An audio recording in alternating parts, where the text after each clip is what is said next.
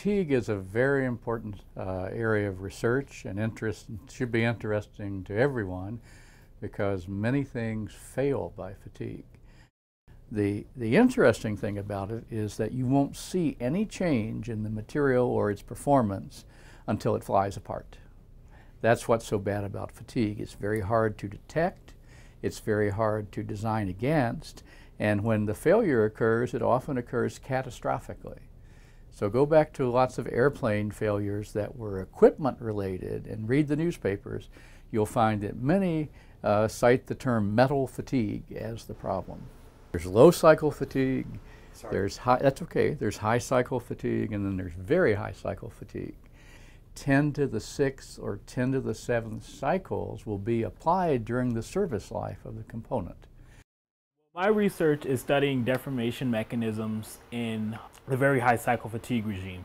And I get to use pretty cool techniques for actually conducting my studies. So I get to use ultrasonic fatigue techniques, which as far as the ultrasonic fatigue system goes, there's only maybe about a handful of these systems in the United States. So very few labs actually have the capability to do what we can do as far as investigating these very, very high numbers of cycles, greater than 10 to the 7, even up to gigacycle regime, in a matter of hours or days rather than the months or years it would take using conventional servo-hydraulic fatigue systems. Ultrasonic fatigue, where you actually take a laboratory-sized piece of material, a specimen, and you design its shape and its length and its diameter very carefully so that it resonates under the action of a 20 kilohertz loading signal using piezoelectric transducers to basically shake the sample.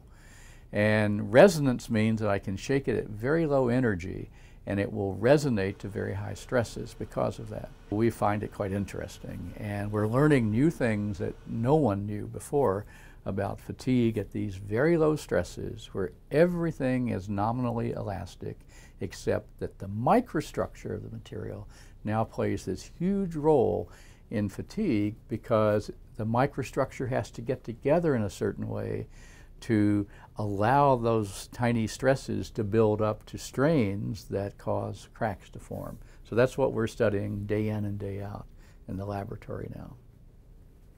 So when I sit on an airplane, maybe I know just a little too much and it gets a little scary from time to time. And that's because, you know, I understand fatigue and I worry about, well, how many cycles are actually on these components that are outside this window? And I hope they're at a, you know, a lifetime where it's like where we don't have to worry and that they're inspected periodically from time to time and we're actually maintaining them and keeping these planes safe.